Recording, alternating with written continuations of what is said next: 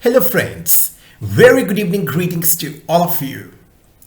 I hope you all are keeping yourselves warm and cozy in this extremely chilling weather. So, I Kunal Nagpal would like to take this wonderful opportunity to welcome you to this great forum that is Nagpal Econotech Academia.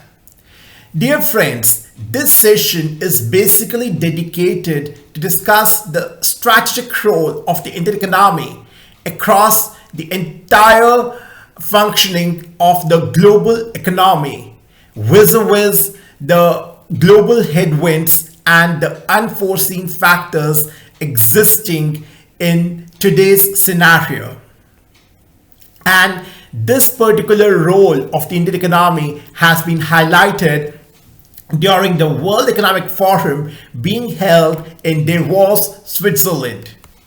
Along with this, we are also going to discuss the various sectoral performances in the Indian economy, especially the automobile sector, and the success prospects of the EV industry, of the EV technology in the Tata Motors. And most importantly, we are going to discuss the latest development regarding the layoffs. In morning, we discussed the layoffs pertaining to the Swiggy company. And in today's session, we are basically going to discuss the layoffs pertaining to the Alphabet company. So here it goes.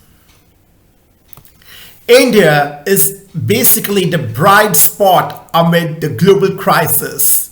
PM Modi's leadership is actually critical in the fractured world. This is the statement made by the World Economic Forum chairman.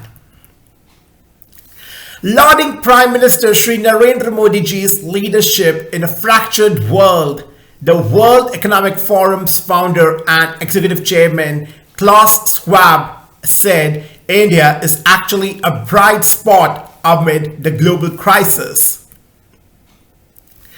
After attending an India reception on Thursday night during the World Economic Forum annual meeting 2023, Mr. Schwab said India is actually promoting a just and equitable growth for all in the world during its G20 presidency, while also making significant progress on the most pressing domestic challenges. India's G20 presidency comes at a crucial time. Prime Minister Shri Narendra Modi ji's leadership is actually critical in this fractured world, Mr. Schwab said. The World Economic Forum also issued a statement and said it values its nearly 40-year collaborative history with India and looks forward to continued cooperation with the country during its G20 presidency under the Prime Minister Shri Narendra Modi ji's leadership. The World Economic Forum said its annual meeting is taking place at a time when multiple crises have deepened the divisions and fragmented the geopolitical landscape. The governments and businesses must address the people's immediate critical needs while also laying the groundwork for a more sustainable, resilient world by the end of the decade, leaders have said here. The WEF said the program simultaneously addresses the immediate crisis and long-term future challenges and therefore helps set the scene for India's G20 presidency. Mrs. Schwab further said, I had the pleasure of meeting the Indian ministerial delegation and many of its top business leaders. I commend the country's decisive action on the climate case for the renewables, its contribution to the global healthcare ecosystem, the focus on an economic model for the women-led development, and its leadership on the digital public infrastructure. India remains a bright spot amid global geoeconomics and geopolitical crisis, he added. So this is truly spectacular, the way our economy has been functioning in the current global scenario. And as I have been saying throughout my sessions, if our economy can create wonders in such critical times existing worldwide, what all miracles can we create had the situation been normal in entirety? This is truly magical. So, Davos 2023, India has repositioned itself as the fastest growing economy, say the experts at the World Economic Forum. Even though the economists and business leaders around the world are quite worried about the global recession, there is actually a strong sense of belief that India will sail through the crisis as it is well positioned to drive the global growth in 2023. Talking on the sidelines of the World Economic Forum Summit in Davos, the business leaders and eminent economists said that while the developed economies in Americas and Europe are basically struggling to cope with the slowing growth, high inflation, and cost of living crisis, India's growth story has been one of a kind. Talking to the Business Today, Deepak Bagla, MD and CEO in West India, said that India has actually crossed many barriers after the COVID-19 crisis and repositioned itself as the fastest growing economy. India has topped in many surveys around the world at present. The companies based out of India have topped the surveys in terms of growth plans. This is in a way a mark India has crossed beyond COVID-19. We have repositioned ourselves as the fastest growing economy across the globe. Everyone at the World Economic Forum is talking about the leadership we have taken on the business side of the things. In addition, they are also talking about how our government steered itself from the challenging times in the recent times. It has successfully and effectively introduced the business reform part even during the lockdown. Mr. Bakla told Mr. Siddharth Zarabi, Managing Editor, Business Today TV. Some prominent indicators for India to see the robust economic growth include World Bank's latest data development update, which said that India's real GDP growth is actually expected to be at 6.9% in the financial year 2022-23 in comparison to 8.7% in the financial year 2021-22. The World Bank also revised India's 2022-23 GDP growth forecast earlier in December 2022, following which it will be an upward of 6.9% from the earlier estimate of 6.5% due to robust economic activities. Economists have noted that India's large labor pool, manufacturing facilities, and the government support for boosting industry and exports are actually looked at as the viable options in the present situation of crisis. So, there is no doubt that India is being seen as the brightest spot in the world. I feel India had great opportunities in the past also. But at present, the situation is the opportunity is basically fully baked and the resolution is also very strong. One of the global mega trends is strong demographics. And that makes India's story very, very interesting. In India's growth story, a thing that is coming out very, very strongly is the supply chain shift. The manufacturing side of India is now taking the center stage, said Mr. Rajiv Memani, Chairman, India Region and Emerging Markets Committee, EY. Then, speaking about the supply chain crisis and more countries moving to India for easing the production hurdles, Mr. Memani said, India has favorable production-linked incentive schemes, that is the PLI schemes. Tax rates are coming down, other investment options, stability in the tax policies, and all these factors are actually very crucial for India. The world is basically seeing India as a huge consumer market, and it is very clear that then the companies need to come to India for manufacturing. And once the companies manufacture in India on a competitive basis, and then the ability to export also goes up.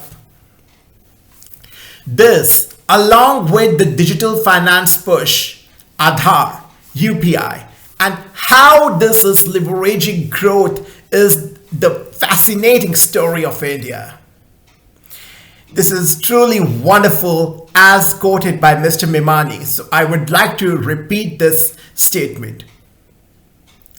India has favorable PLI schemes, tax rates are coming down, other investment options, stability in the tax policies.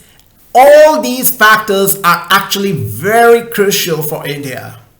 The world is actually seeing India as a huge consumer market, and it is very clear that then the companies need to come to India for manufacturing. And once the companies manufacture in India on a competitive basis, and then the ability to export also goes up. So this, along with the digital finance push, Aadhaar, UPI, and how this is leveraging growth is the fascinating story of India.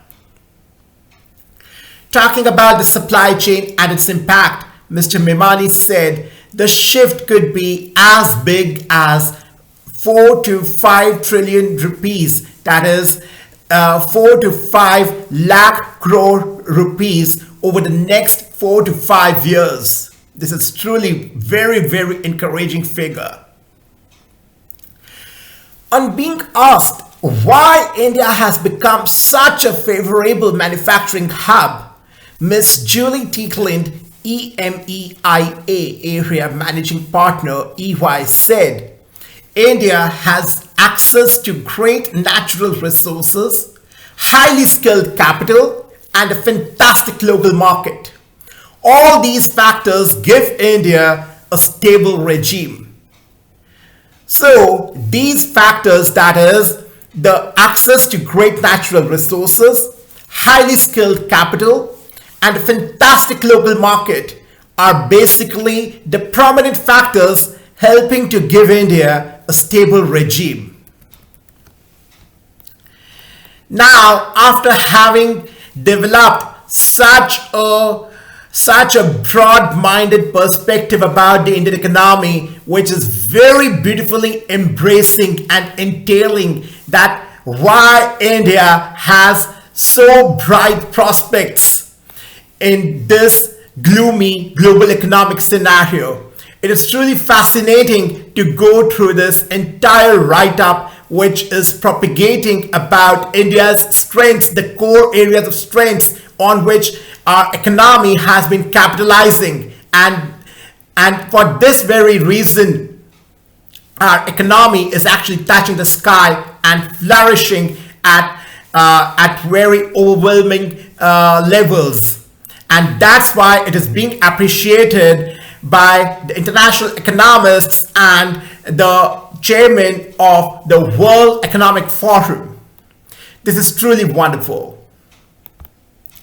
Now, my dear friends, I would like to go through the biography of Mrs. Smriti Zubin Irani, who is actually the Minister for Women and Child Development Minority Affairs, Member of Parliament Lok Sabha. And she is actually representing India at the international forum.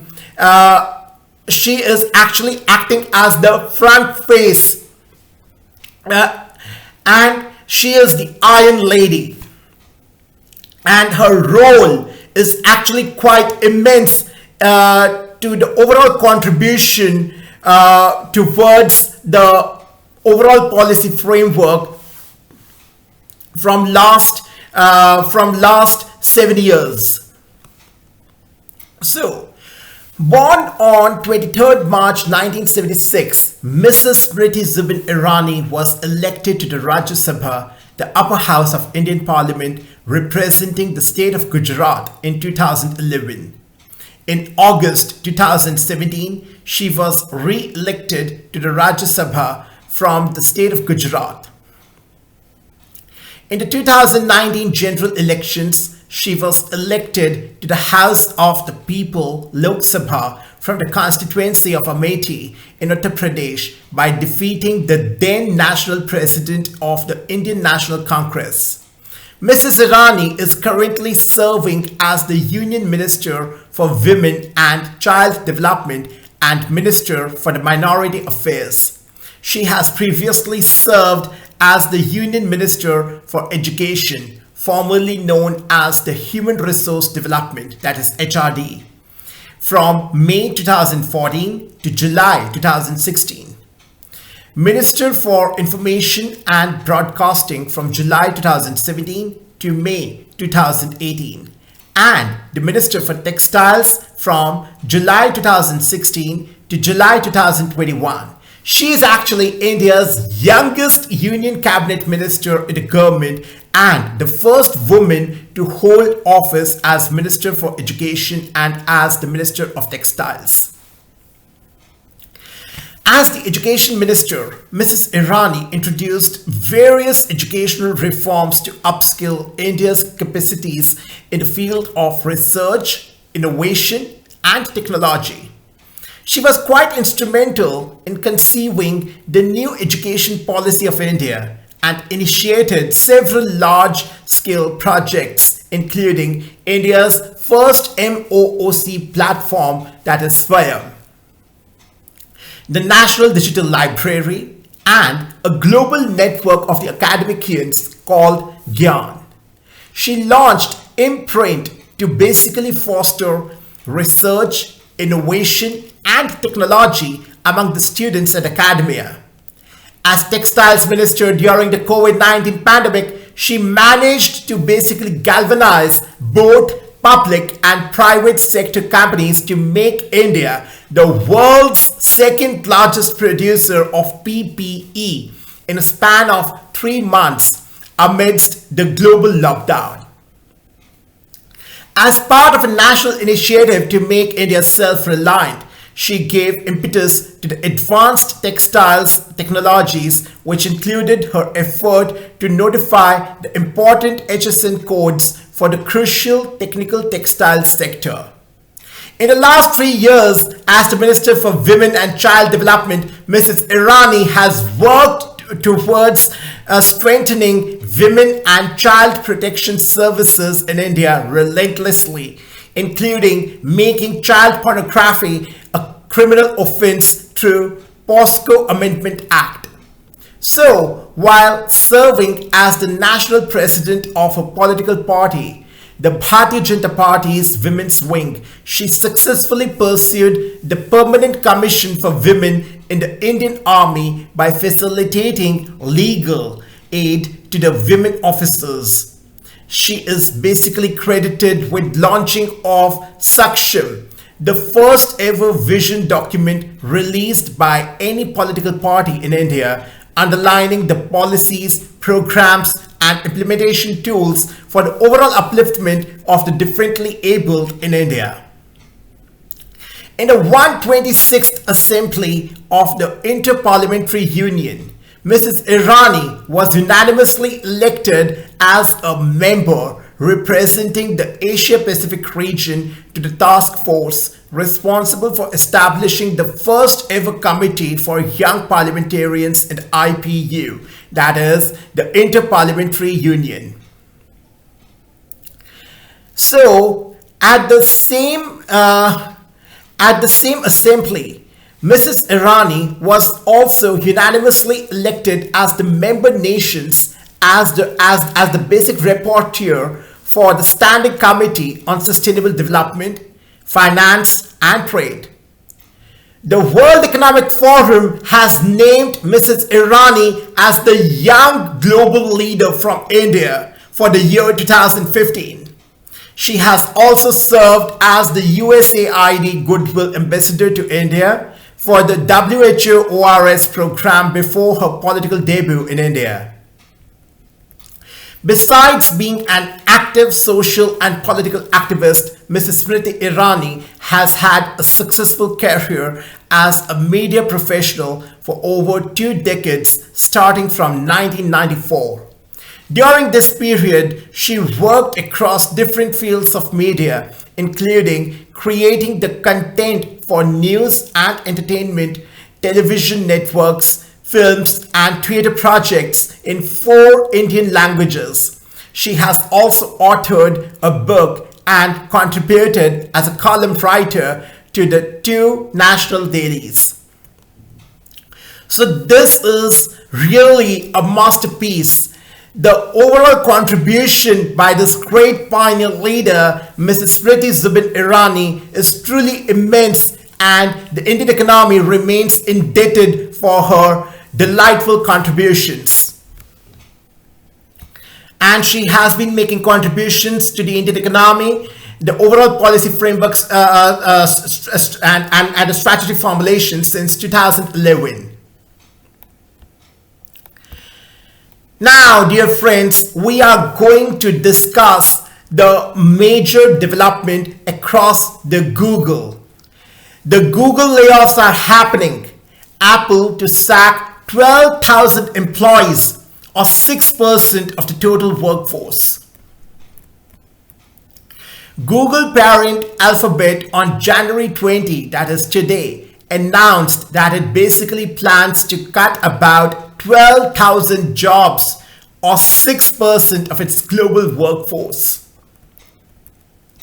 The layoffs will affect the jobs globally and across the entire company, the Chief Executive Officer, Mr. Sundar Pichai, told the employees in an email on Friday, writing that he takes full responsibility for the decisions that led us here.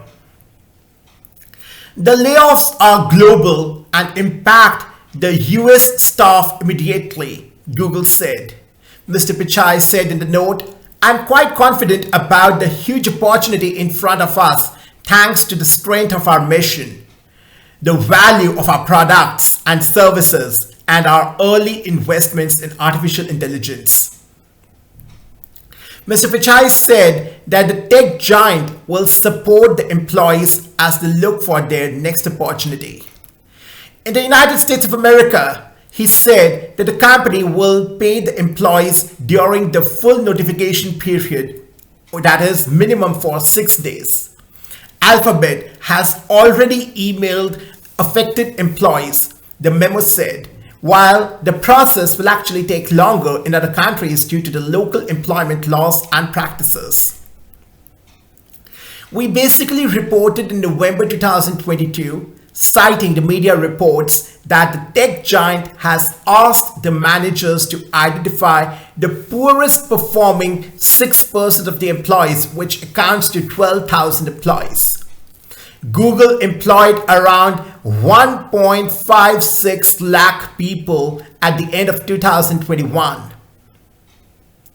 A filing with the Securities and Exchange Commission revealed that the median salary at the company was $2,95,884. Google has joined a growing list of tech companies that have cut their workforces in recent months, including Meta, Amazon, Microsoft, and Twitter. Meta CEO Mr. Mark Zuckerberg announced that the company would actually cut 13% of its workforce, or about 11,000 people. Since Elon Musk's takeover, Twitter has cut more than 50% of its 7,500 strong workforce. E-commerce giant Amazon is also planning to fire 18,000 employees. Tech giant Microsoft, on the other hand, said it plans to slash close to 10,000 jobs, or nearly 5% of its workforce, by the end of third quarter of fiscal 2023 in an attempt to save $1 billion in costs. Earlier in the day, Google announced that it is basically deferring a portion of its employees' year-end bonuses as part of a transition to a new performance management system.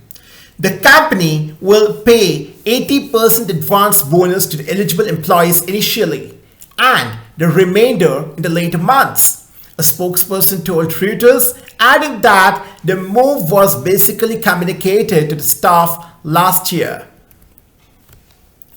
So, my dear friends, this is really an alarming situation because worldwide the layoffs are happening across various economic giants, be it Google, whose parent company is Alphabet, then Amazon, then Twitter, Meta.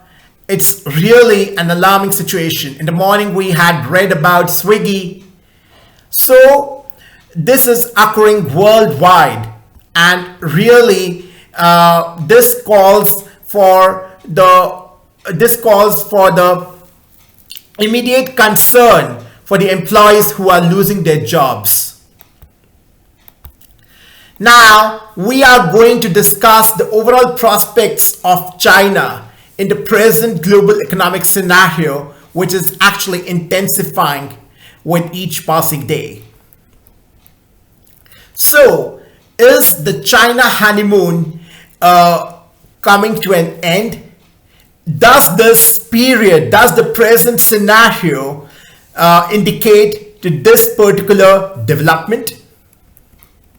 So, over the past 30 years, the multinational companies have enjoyed an increasingly open world, taking advantage of a unipolar globe with relatively free flows of capital, trade, and ideas. The MNCs tapped the capital from wherever they chose, built businesses optimized for the global supply and global demand, and served increasingly the globalized customers. Actually, that may no longer be possible as of now. In a world reshaped by the coronavirus pandemic, rising geopolitical tensions, renewed inflationary pressures, and war, the MNCs must reassess, reevaluate, and reconfigure their businesses for an entirely new era. I repeat. In today's world, reshaped by the coronavirus pandemic, rising geopolitical tensions, renewed inflationary pressures, and war, the MNCs must actually reassess, reevaluate, and reconfigure their businesses for an entirely new era. And China is where some of the most dramatic reconfiguration may take place altogether. China and the multinational companies built a mutually beneficial relationship during the past few decades. Between 1990 and 2019, China's real GDP grew at an average of almost 10% per year, contributing more than a quarter of global GDP growth. And the average household income rose from $750 to $13,000. So that dynamism was a magnet for the multinational companies, which flocked to China to capture part of the growth. But The multinational companies have basically started reappraising their relationship with China. A recent survey basically indicated that the share of United States of America MNCs perceiving China as one of their top 3 investment priorities dropped from 77% in 2010 to 45% in 2022. Though many MNCs are actually continuing to invest in China, some are curtailing their operations there or rebalancing their investments towards other countries, and a few are actually pulling out of China altogether. So, from China Imperative for Multinational Companies, McKinsey and Company. So this particular write-up is actually trying to describe what transition has taken place in the Chinese economy. And also we have seen that how China was contributing to the entire global economy, and its contribution was really remarkable.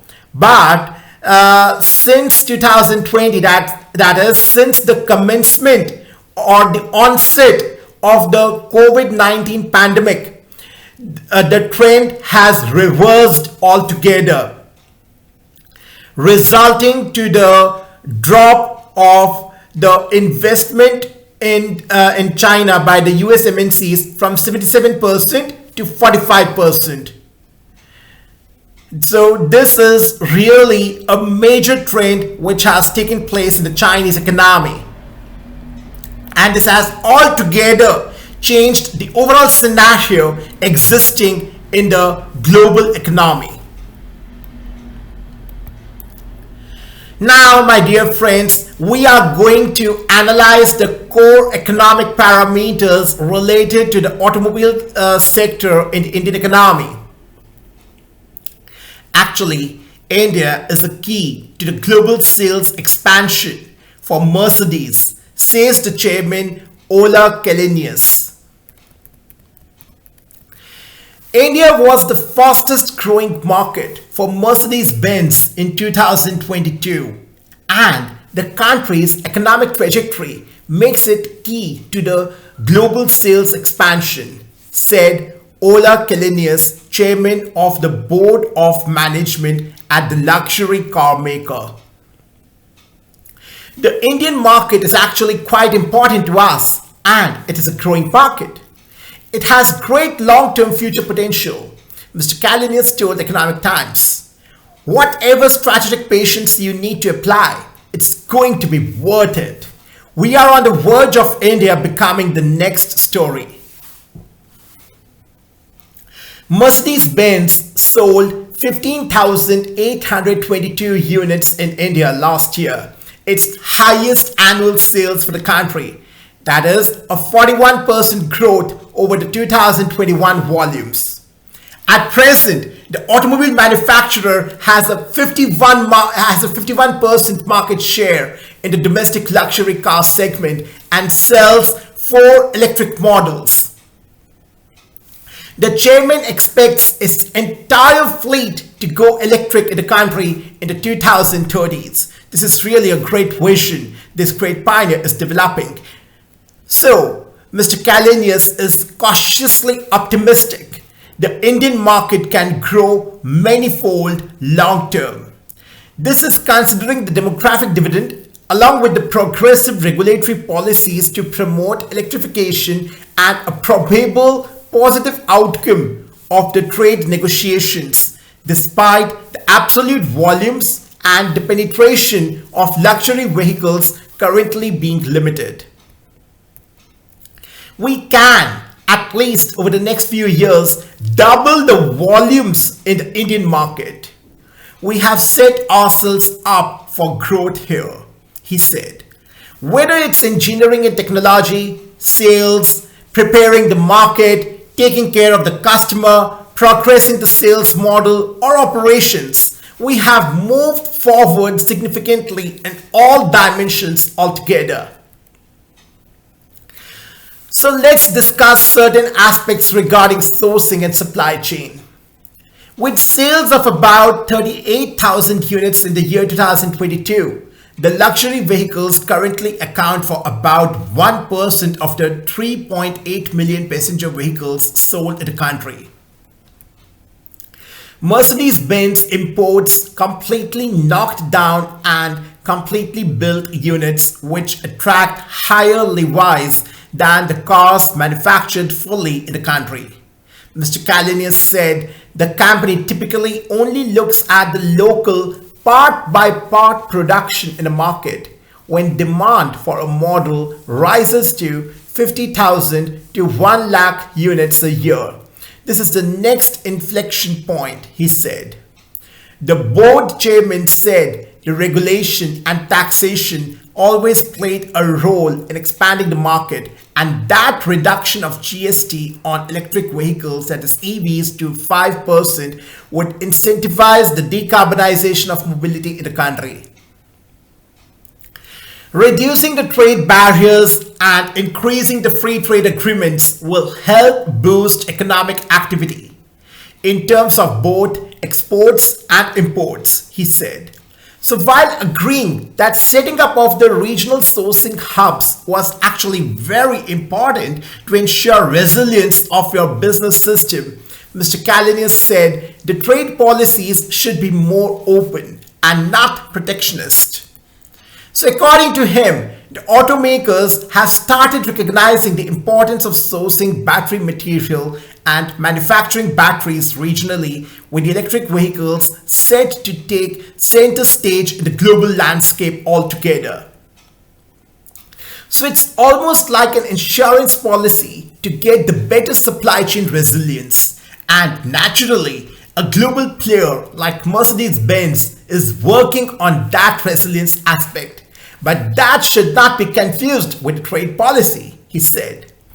So talking about sustainability, Mr. Kalanius said the company has been allocating the capital towards decarbonization across the value chain. As of 2025, we will also have fully electric architecture, he said. At present, the battery EVs remain the best solution for the zero emissions mobility. You can actually scale charging infrastructure now. You can scale production better now. It has the highest efficiency, said the chairman. Though adding that green hydrogen could be a solution for the industries and parts of the transportation sector such as heavy trucking because of its higher energy density. In India, Mr. Kalanius said internal combustion engine cars and EVs will basically coexist at least for the next decade, even as the industry develops charging infrastructure and works on the customer convenience.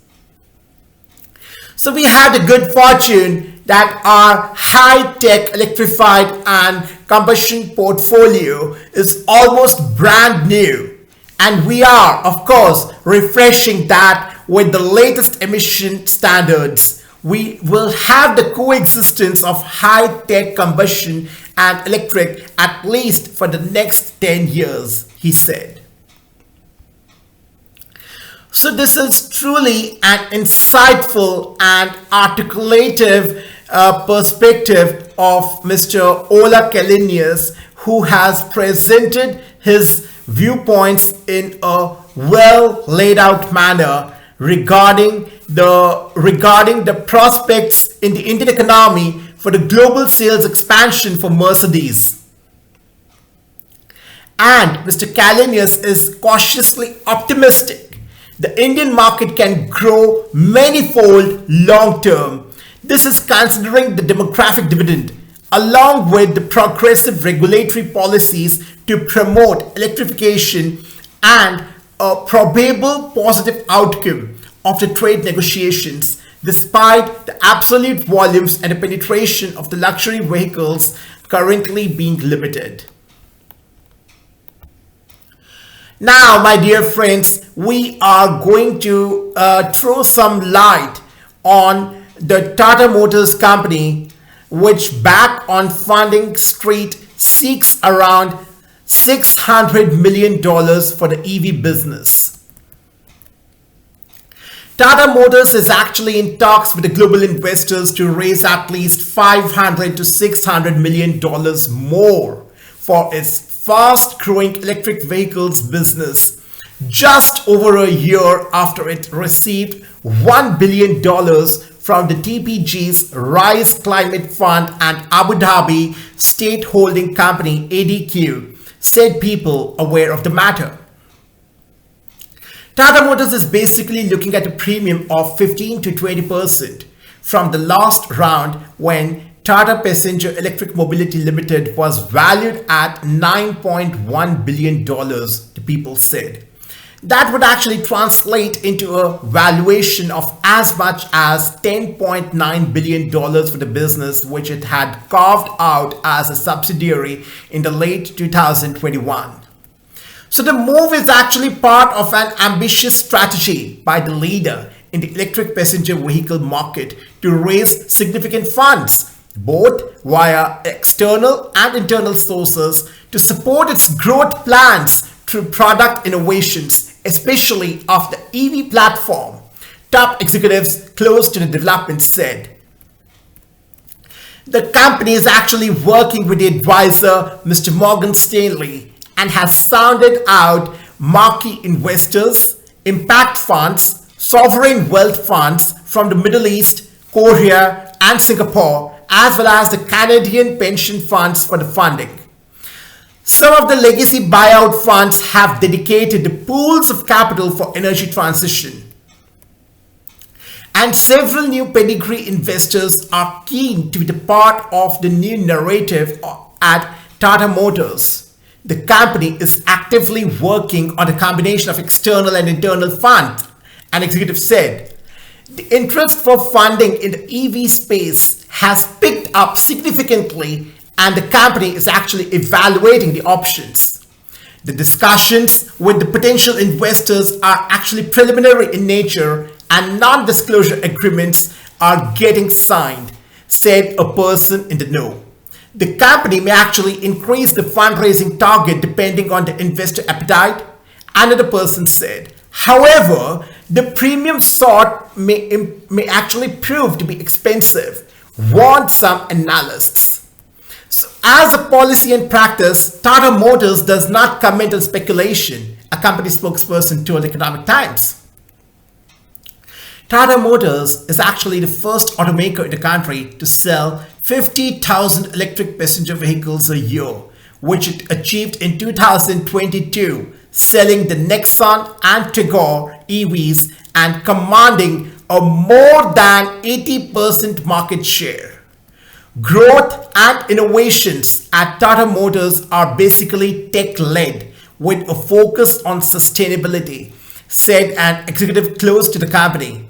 So, the funds to support this growth will be made available to the management, and the clear directive is this time Tata Motors should not miss the bus and instead be ahead of the curve.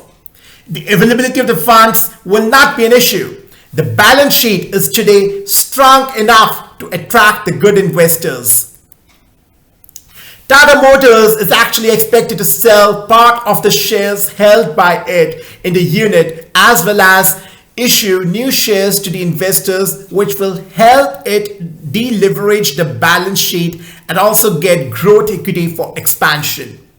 In the first half of the fiscal 2023, Tata Motors' net automotive debt totaled 59,900 crore rupees as per a company presentation.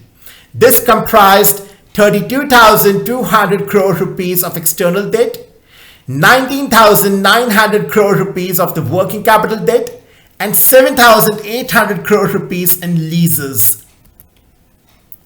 So Tata Motors incorporated the subsidiary Tata Passenger Electric Mobility in December of 2021 to actually focus on design and develop all kinds of services related to passenger electric vehicles or electric mobility and hybrid electric vehicles. Tata Motors became the promoter of the company with an initial capital of 700 crore rupees. In October of the same year, that is in October 2021, while announcing the spinning out of the EV vertical into a separate arm, Tata Motors said it planned to invest more than $2 billion in the EV business over 5 years. It raised funds from the two external investors, that is TPG Rise and ADQ, by issuing compulsorily convertible preference shares which upon conversion over an 18-month period would give them an 11 to 15% stake in the EV arm. Now, dear friends, what are the key takeaways from this particular interesting write-up? Basically, Tata Motors is charged up again. In October 2021, there was the TPG Rise. ADQ agreed to deploy $1 billion in Tata Motors EV vertical at $9.1 billion post-money valuation. Then, in December 2021, there was the creation of Tata Passenger Electric Mobility Limited, that is TPEML, an EV-focused arm. Followed with the further development in August 2022, that is, the Tata Passenger Electric Mobility Limited acquires Ford India unit in Gujarat for 725.7 crore rupees, primarily to make electric passenger vehicles. So the Tata Motors, first automaker in India to sell nearly 50,000 electric vehicles in a year in 2022. And the key models being Nexon and Tigor EVs. The market share being 80% in the electric PV industry, that is the passenger vehicle industry. And the company aims to get 50% of the sales from electric vehicles by the end of the decade from 8 to 9% currently. So this is really a huge vision to jump from 8 to 9% to 50%. And the likely sales of the electric passenger vehicles is nearly 60,000 units in this financial year alone versus 3,000 units 3 years ago. This is truly remarkable, truly a remarkable success. Now, my dear friends, we are basically going to consider and study the overall analytical report of the forex reserves, which rise to 5-month high of $572 billion in the Indian economy. So this is actually a very, very great news.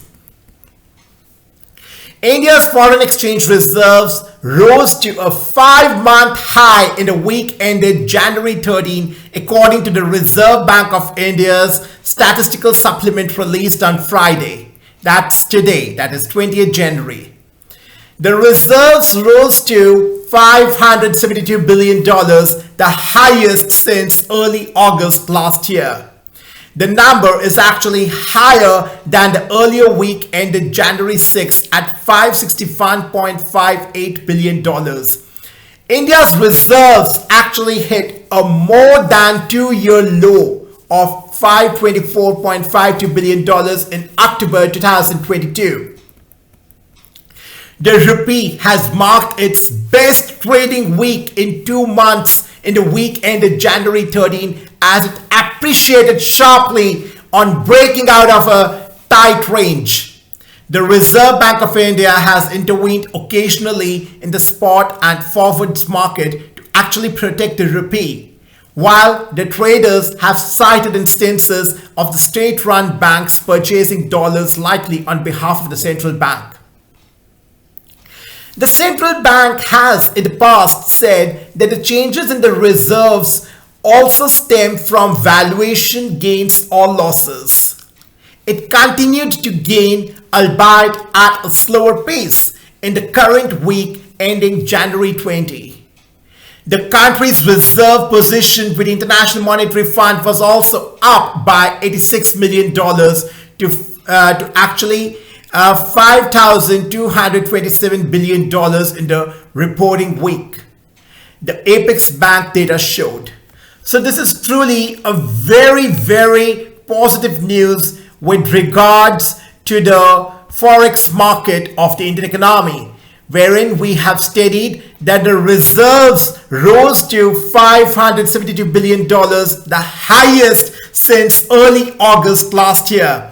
The number is actually higher than the earlier week ended January 6 at $561.58 billion. India's reserves hit a more than 2-year low of $524.52 billion in October 2022. So we can note a massive jump in the increment of the forex reserves in the Indian economy. This is really very, very overwhelming. Now, my dear friends, we are going to analyze the overall roadmap for the green energy in the Indian economy. That is, the energy transition to create a sustainable economy. So, the upcoming budget 2023, can this budget actually create a roadmap for green energy? Let's see. The need for energy security has never been more urgent. Ramping up renewable energy generation, energy diversification, and increasing energy storage are actually the global priorities amid heightened geopolitical tensions, climate change, and soaring fossil fuel prices. So, these issues were the highlights at the United Nations Climate Change Conference held in November 2022 to resolve the said challenges. India too is committed to achieving the common goal and has made a series of announcements such as reaching 500 gigawatt non-fossil energy capacity by 2030, which is the main vision of our respected Prime Minister Shri Narendra Modi ji, and 50% of its energy requirements from renewable energy by 2030 itself, and so on. So therefore, trust is on the renewable energy, which will actually reduce India's dependency on the imported fuel and therefore assist in achieving decarbonization and addressing the climate change issues. The initiatives such as Energy Conservation Amendment Bill 2022, offshore wind projects are actually some of the initiatives which move towards achieving said targets. The recent announcement by the government under the hydrogen mission is actually a positive step in the right direction, under which it is basically envisaged that India could attract investments worth $100 billion by 2030. The historic data suggests that the installed renewable energy capacity has increased to 396% in the last 8.5 years, and India has achieved 166 gigawatts of renewable energy capacity till October 2022. India will need $2.5 trillion worth of investment by 2030 to actually fulfill the updated commitments at the COP26. Moreover, India needs more than $10 trillion to achieve the net zero emissions by 2070. In India, there are a handful of organizations in the renewable energy sector.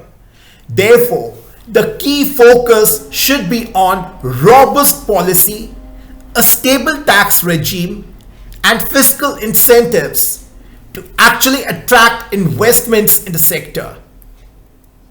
I repeat, the key focus should be on robust policy, a stable tax regime, and fiscal incentives to attract the investments in the sector.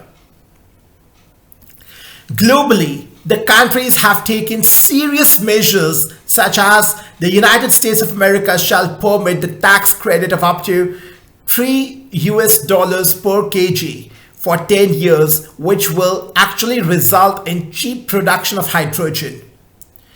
Then, the United Kingdom is actually planning the reforms to slash approval time for offshore wind from 4 years to 1 year. Then Brazil is considering a draft bill to fill the regulatory gaps that investors believe have slowed the renewable potential. Then Indonesia has basically issued the regulations including fiscal incentives to encourage the renewable energy investment. Similarly, on the same ground, India could consider certain initiatives illustratively discussed hereunder. As a direct tax incentive, the current concessional tax regime of 15%, which is actually available to the organizations commencing the generation of electricity or manufacture or production of any article or thing before March 31, 2024 should be extended to encourage the organizations to invest in new energy. Further, developing the indigenous technology or technical collaborations is actually very critical to producing the renewable energy. Creating a tax incentive policy towards the research and development expenditure incurred by the organizations for the development of such technology, either indigenous or acquired from overseas jurisdiction, could be considered. And as an indirect tax incentive, the reimbursement of the indirect taxes on account of non-creditable inputs could be considered to minimize the tax leakage. So, as prevalent in the European markets, the introduction of the carbon tax linked to the carbon emissions should be evaluated. Although India currently levies the taxes or duties on the fossil fuels such as coal, petrol and diesel, though not linked to the carbon emissions. This could actually encourage decarbonization and move towards green energy. It will also facilitate the exporters' claim credit of such taxes in other countries that are levying the taxes on cross-border transactions, such as the cross-border adjustment mechanism in Europe. So, from a policy standpoint, currently the production-linked incentives are available for the organizations engaged in manufacturing high-efficiency solar photovoltaic modules, including the upstage vertical components like cells, wafers, ingots, and polysilicon. However, no such incentives are actually available for the organizations operating in wind or green hydrogen, that is the ammonia sector. The offshore wind projects are actually going to be undertaken for the first time within the country. Given the above, the government could consider rolling out incentives in form of a PLI scheme also in the wind, green hydrogen or ammonia sector. For the developers of the wind projects, the investment-based incentives such as the capital subsidies could be considered. So, in order to help push through the energy transition goals of the government, it is actually expected that the government will establish a domestic carbon market that will enable the domestic organizations to trade carbon credits efficiently as against exporting the carbon credits. The economic incentive is expected to reduce 1 billion tons of carbon by 2030 and assist in achieving net zero by 2070. The government over the years has announced its budget over certain themes or schemes which are actually strategic to the overall nation building. Given the importance of new energy, a roadmap of tax incentives and a progressive policy framework is a much awaited need of the hour to catapult India towards its global commitment, that is one earth, one family, one future. That is emphasizing the concept of Vasudhaiv Kutumbakam. And this is truly marvelous. So this is really very well articulated write-up wherein we have been able to learn the overall prospects of the green energy in the Indian economy. and how can we strategize our overall objectives and our goals in order to make this a reality for that is building a very very effective roadmap for green energy in the Indian economy. We have also seen that how various economies across the globe are actually trying their best to make the successful implementation of this particular noble objective. So the key highlight is that globally the countries have taken serious measures, such as the USA shall permit tax credit of up to $3 per kg for 10 years, which will result in the cheap production of hydrogen.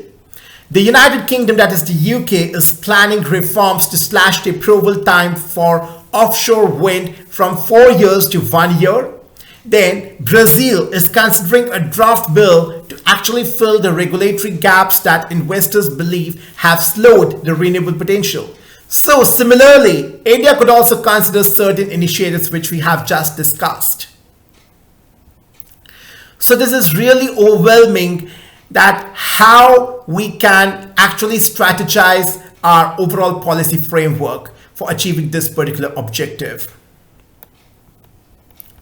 Now, dear guys, on this note, I would like to conclude today's session wherein we have been able to gather very, very insightful viewpoints, helping us to build a very, very strategic knowledge base with regards to the prospects of the green energy, then the prospects of the electrification in the automobile sector, specifically stating about Tata Motors and Mercedes. The various insightful points have been laid out by Ola Källenius, the chairman of Mercedes.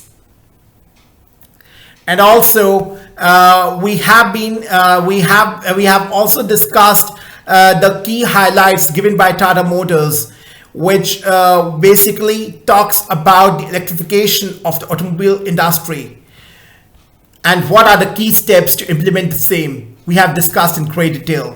Moreover, we have also discussed the changing trend in the Chinese economy and how it is actually remodifying the entire global economy because of the onset of the certain headwinds at a worldwide level, China being majorly affected by the same.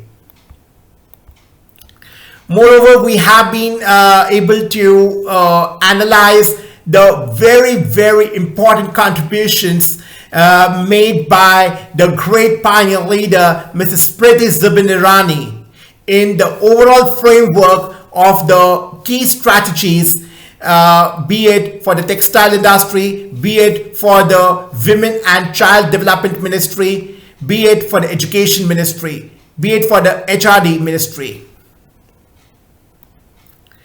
Then we have also considered that how the layoffs are occurring across various prominent companies, be it the Google, whose parent company is Alphabet, then be it Meta, be it Twitter, be it Amazon. And in morning session we had discussed about the Swiggy. So this is the major trend which is taking place across the companies worldwide, and this needs to be given a very, very important consideration to how to stabilize, how to attain stability holistically. And we have been able to develop a very, very broad comprehensive framework of how the Indian economy is functioning is being praised at the international forum. What are the key strengths? What are the overall strategies which are helping India to deal with the current crisis in an excellent manner, because of which it is being praised worldwide, and it is being anticipated that India would be the brightest spot in the overall gloomy global economic scenario.